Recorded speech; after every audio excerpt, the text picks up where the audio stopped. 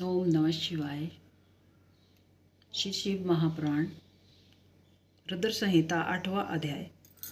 प्रणव व्याख्या। ब्रह्मा जी बोले, हे मुनि श्रेष्ठ, जब हम दोनों का गर्भ दूर हो गया तब सबके प्रभु, दिनों के पालक, गर्भ प्रहारी अव्यय श्री शिव जी ने दया कर यह गंभीर वाणी सुनाई कि हे देवताओं, तब उस महानाद को सुनकर मैंने सोचा कि यह क्या है।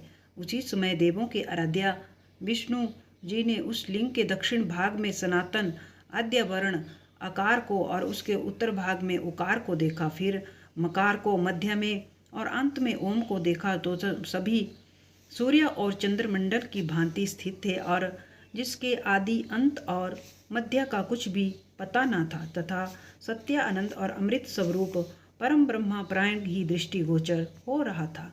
परंतु यह कहाँ से प्रकट हुआ है, इस अग्नि सदृश्य की हम परीक्षा करें और इसके नीचे की ओर जाकर देखें। हम उस वेद सब से उभस्वेश वाले विश्वात्मा का विचार ही कर रहे थे कि उसी समय वहाँ एक परम ऋषि का आविर्भाव हो गया।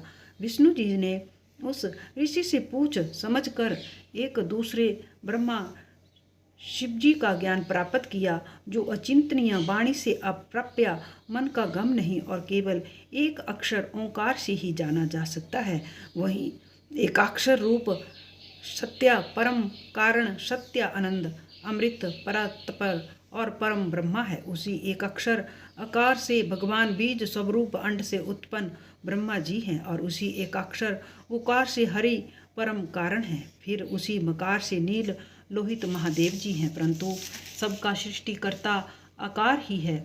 उकार मोहन करने वाला है और मकार तो नित्य ही अनुग्रह करता है। मकार विभु और बीजी है एवं आकार बीज है।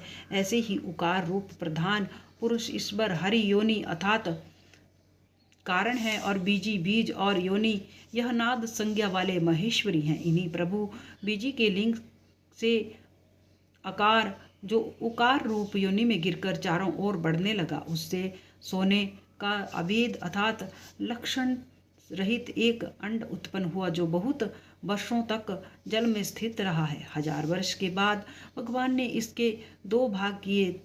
जब जल में स्थित इस अंड को ईश्वर ने व्याघात कर 2 भाग किया, तब इसका स्वर्ण में एक कपाल ऊपर स्थित हुआ, जिससे द्यू अर्थात स्वर्ग लोक प्रकट हुआ और कपाल के नीचे भाग से 5 तत्वों वाली पृथ्वी प्रकट हुई। फिर उस अंड से मकार नामक 4 भुजा वाले भव अर्थात शंकर प्रकट हुए, जो सब लोगों के रचयिता और वहीं 3 रूपधारी प्रभु हुए। इसी कारण यजुर्वेदीय इनको ओम ओम ऐसा कहते हैं। यजु के वचन सुन ऋक और सामने भी सादर हे हरे ब्रह्मांड कहा।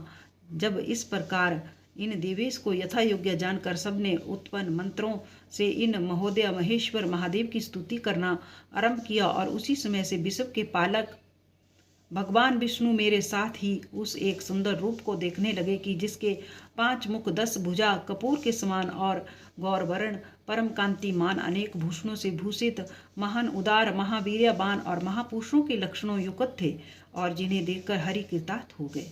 तब तक परमेश्वर महेश भगवान प्रसन्न होकर अपने दिव्य शब्द में रूप से स्थित हो गए, जिन अगुण गुणात्मा का शब्द में रूप देखकर मैं भी बहुत प्रसन्न हुआ। फिर हम दोनों ने उन्हें नमस्कार किया। तदनंतर उन्हीं से सुंदर 38 अक्षरों वाला यह मंत्र प्रकट हुआ कि जो बुद्धिदायक और धर्म अर्थ का साधक है, उसे गायत्री कहते हैं। यह गायत्री चारों कालों में उत्तम और पंचाशित ओम नमः शिवाय 8 कलाओं से युक्त है, जिससे अभिचार अर्थात मारण आदि कर्म होते हैं और जिसकी उत्पत्ति श्वेत और शांतिदायक तथा संहार का भी कारण है।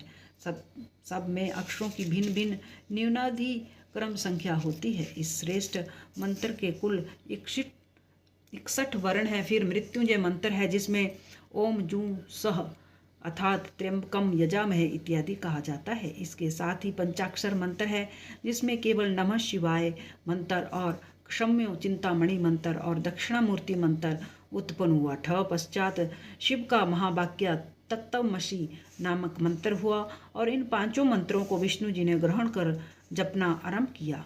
फिर ऋक यजु साम सहित मैंने और विष्णु ने उन वरदायक सांब शिव ईश्वर की प्रसन्नचित्त से स्तुति करना आरंभ किया। ओम नमः शिवाय।